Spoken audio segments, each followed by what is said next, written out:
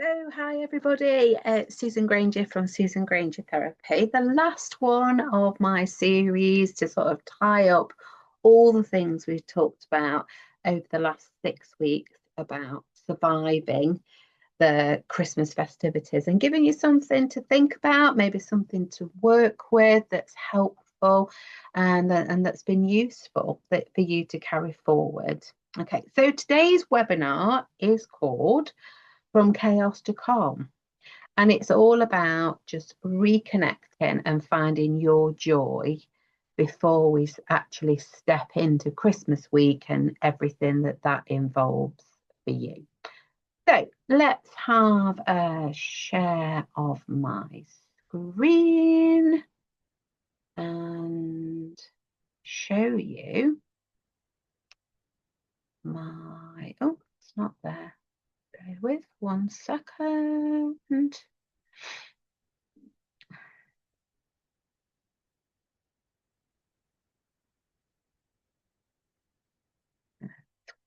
Okay, share my screen. Where is my PowerPoint?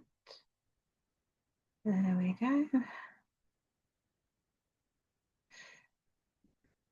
Oh, the wonders, isn't it, of modern technology.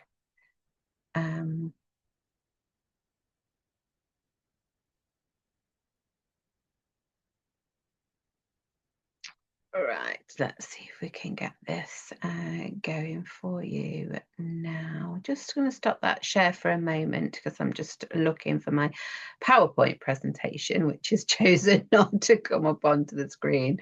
Do you know the wonders of modern technology, isn't it? It's what we all love it. We all love it. Okay, so what I've been thinking about is what the festive season could feel like for you. And if it could feel like something, what would that word be?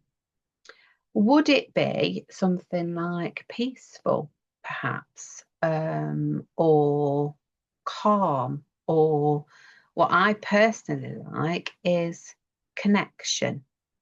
So, connection to me, that's what this is all about. The Christmas is all about the connecting with the people you want to be with, the family you want to see, and everything about that sort of brings this year to an end and has that sort of little bit of a quiet lull time in between before we start the new year. It can be a very sad time for people. It can be a reflective time. It can be a joyous time.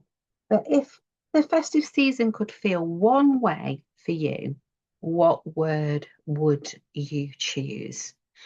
And whatever word springs to mind is absolutely fine for you. You know, that's the word you use.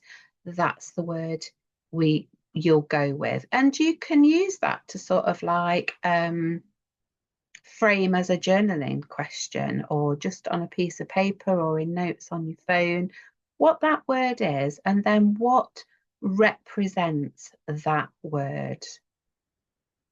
So here we go. Let's have a look at this PowerPoint for you guys and see what you think to all of this. Show you my slideshow from the beginning. Okay, so I'm hoping you can see that now. From chaos to calm. This is just to shift your focus from what we can feel at this time, the sadness, the overwhelm, the burnout, the oh my goodness, really, is it Christmas Eve only next week? And just peel that back a little bit to talk a little bit later on about a halt, a pause, just to check in with yourself that it is actually what matters and we're not getting swept along with other agendas. Okay, so there you go. There's your question. Reconnecting and peaceful was something that I felt that my festive season is the word that I would choose for that. You might have lots of other words. They're a great journaling prompt to use, as I've said. So let's spend a little bit of time understanding what emotional and sensory overload is, and that's a crucial myth of I've got to do it all, I've got to do it all, or it's all got to be done. Okay. So first of all, why it's often this time of year that we get to the end of our tether, if you like, or we burn out, we hit the wall, we're emotionally, physically drained at this time of year. What could be causing that? Well, the most obvious thing to me is that there's always so much more to do at this time of year. There's all the extra thought that goes into this time of the year, the extra shopping, the present buying, the wrapping, the cards, and everything comes with its own stress and deadlines. Okay. Then there's all the sort of the extra things in the calendars, the lovely things, they're often lovely things. I've been to some very nice Christmas get-togethers and parties um, already, and they're lovely things, but they are extra in the diary to our usual busy schedule. And if you have children, grandchildren, there will be their Christmas plays and parties and visits to Santa and all of that. It is all extra. So if you think really that Christmas brings its own agenda and then you have to insert it into the things that are already there and still need to continue in this time up to Christmas Eve and Christmas Day. Some of the other things, sort of reflecting on the last few weeks and the information that I've been sharing with you via blogs and Facebook posts, is dealing with expectations. Expectations can weigh massively on us, whether we're hosting or we are guesting. That expectation of what's going to be, what's right, what's going to be on the agenda, what if people don't like my food or I don't like that food, how am I going to sit people around the table, how am I going to ensure that everybody has the best time? Yeah, so that expectation is something that evolves naturally around us, I think, thinking about Christmas as a child and perhaps wanting to either replicate or do something completely different to what your experience of Christmas was as a child, all adds that extra layer of stuff that we've got to deal with. You know, have we got the best turkey? How do we deal with the vegetarian in the room?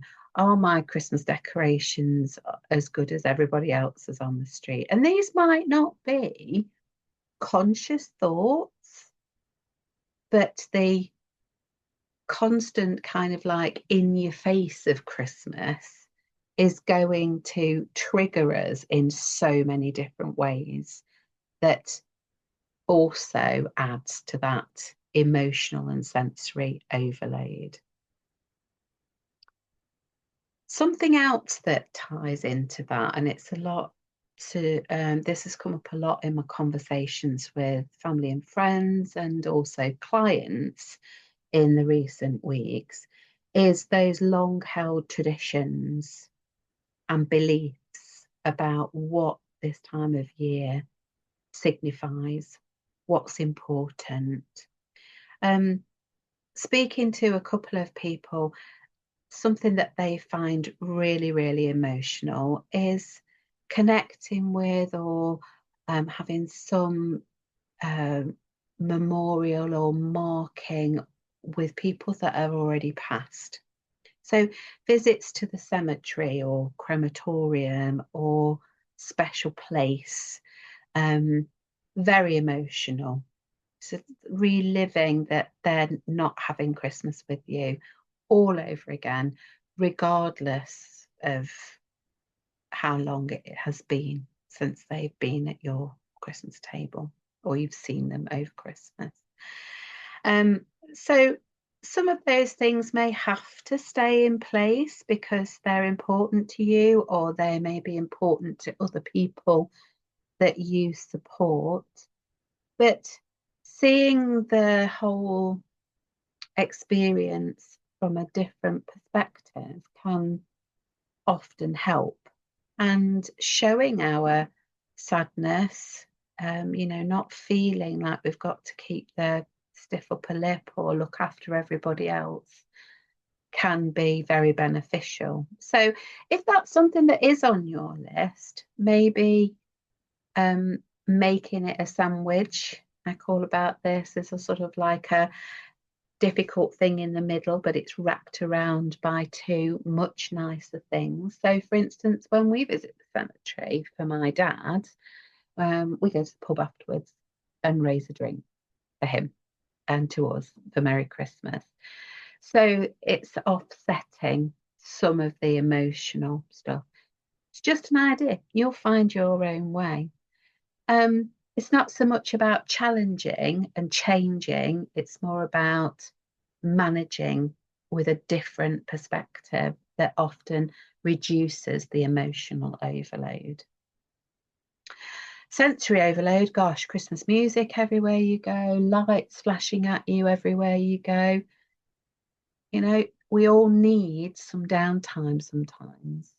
And sitting quietly, perhaps by candlelight, is a lovely way to soothe those senses. That may not be doable in any great way for you. Just thinking about closing down the lights and having different sensations, perhaps having more darkness about us just for short periods of time can really help. For instance, yesterday in my office, I just switched the lights off, just got the fairy lights on, and I just listened to an audio book for like 20 minutes, just to drain away the overstimulation of what had been happening before, the time before. So moving on to doing it all then, who says that? Who says you have to do it all? It's a good question, isn't it?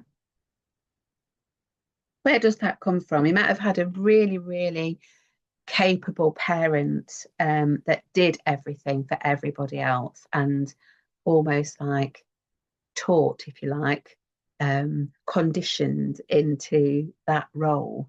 But, doing it all can mean something different as well. If it's important for you to be in control, be in charge, then be in charge, but delegate. Delegate, delegate, delegate. That is my watchword for not only this time of year, but for any busy people, really. Delegate. No person can do everything, whether it's for Christmas, for your family, for your partner, for your community, for your business. No person can do that. So who's on your team? Who have you got who enjoys doing some of these things? Who have you got that will pop the post office and post those last minute cards and gifts to you? Who do you know that enjoys doing some of the things that are on your list?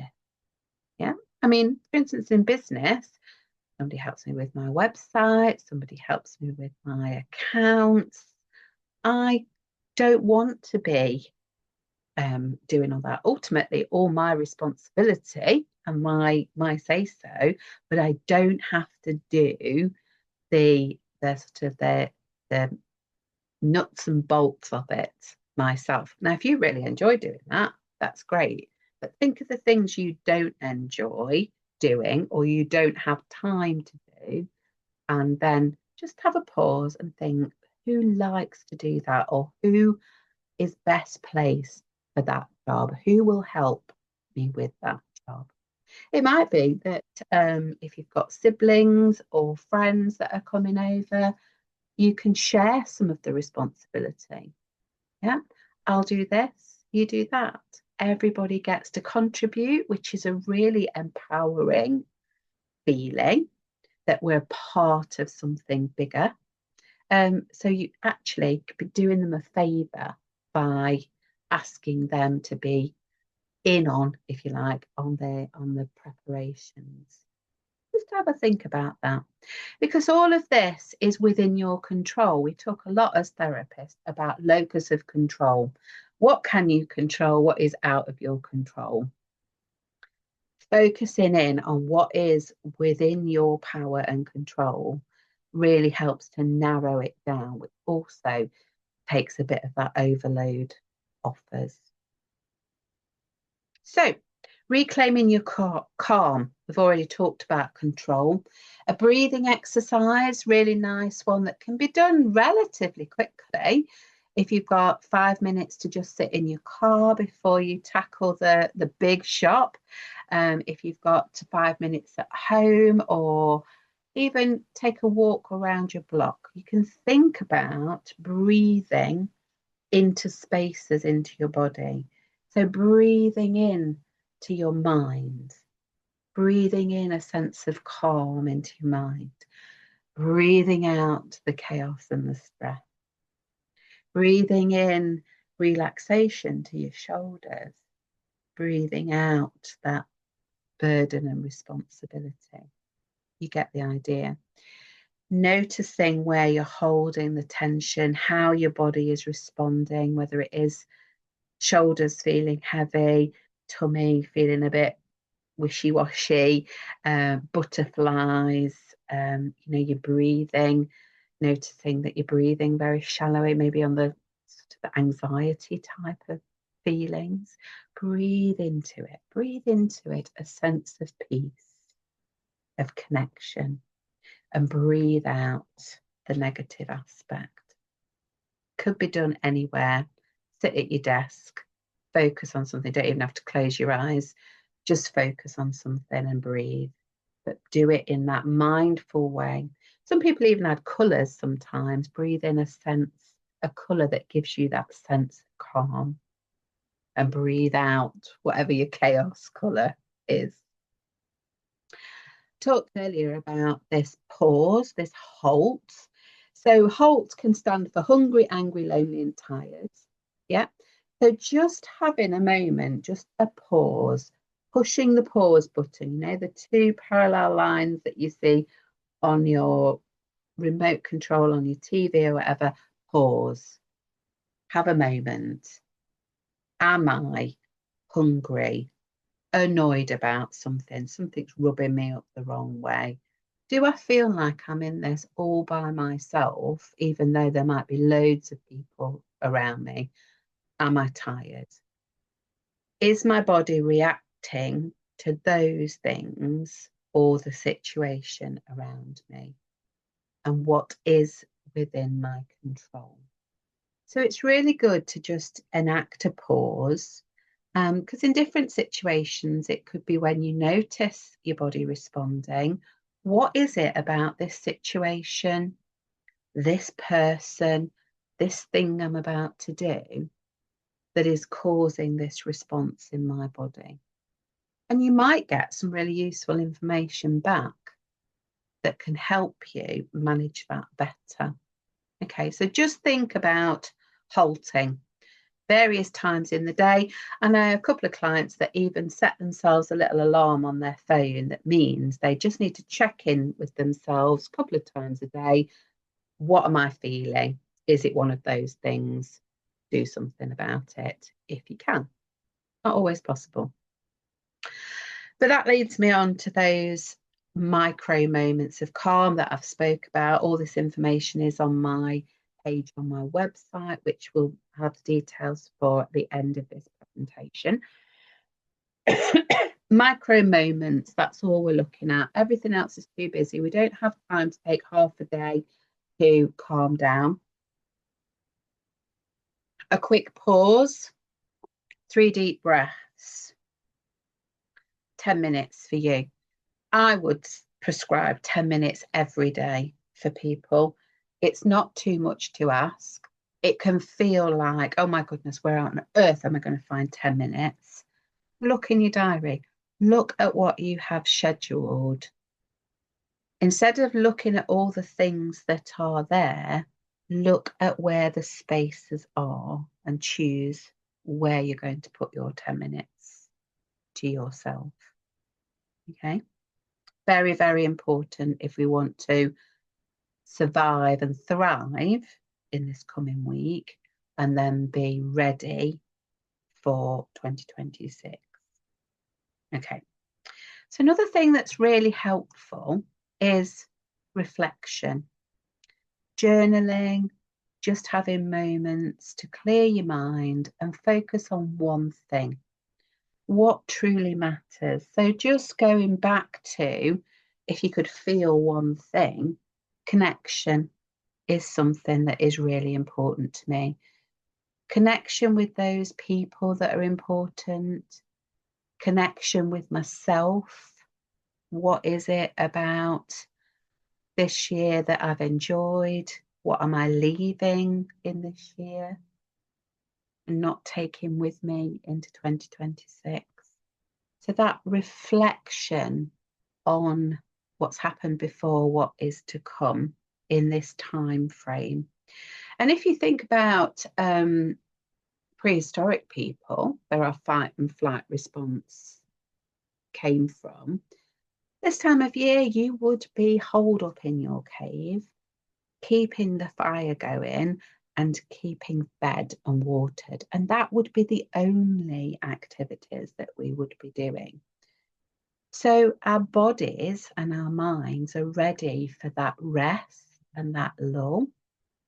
So please don't think you're being lazy if you put a boundary in place that says Christmas Day will be really busy, maybe Boxing Day will be really busy. But at some point, we are having that time together or alone, whatever needs to happen, to just rest by our fire and nourish ourselves. Once we've done that bit, we can turn our attention to purpose. So they are my words, really, what truly matters to me: connection, reflection, and purpose. Take some time to think what truly matters to you over this festive season. Is it connecting with people that's important? Is it time with your family? Is it time to reflect on what's important for next year and let go of what you don't need from this year? What are you leaving behind?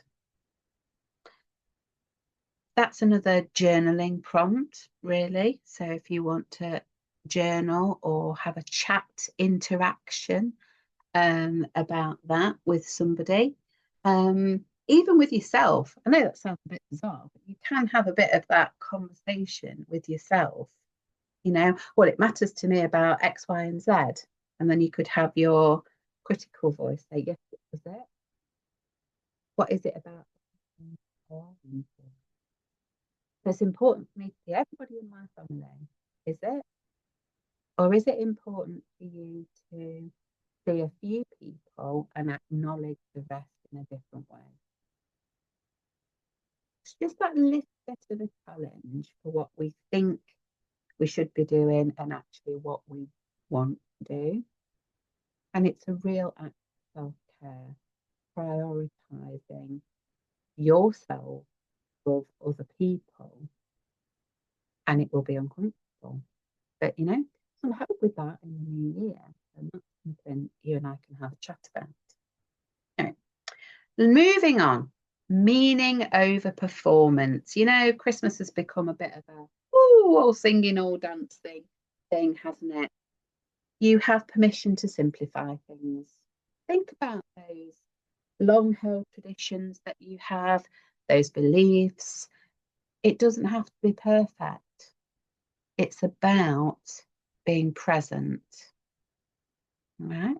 And like I said, if you'd like to carry this calm that we've talked about in boundary setting, in self-care, but really good elements of self-care that are not just about the festive season. Things, a few boundaries and a few sort of rules to live by, really, about saying no to people, about prioritizing your own inner calm, protecting your peace so that you can be what you need to be for everybody else. Then I've got a number of January reset sessions for next year. All the information is on there. You can email me, you can talk to me on WhatsApp or Facebook, or get on the phone, make a call. I have packages of support going forward for 2026. There is a small deposit of £30 that will hold your sessions to start at the end of January. And there are 2 packages to choose from. Please, if you do one thing for yourself this year, it's to understand what you need and how you're going to achieve that in 2026. If that's a struggle to you, I'm listening. I'm more than happy to help. So I'll stop this share now. And all that remains for me to say is to wish you all a very happy Christmas and hoping that 2026 will be all you hope it to be. Thanks. Goodbye.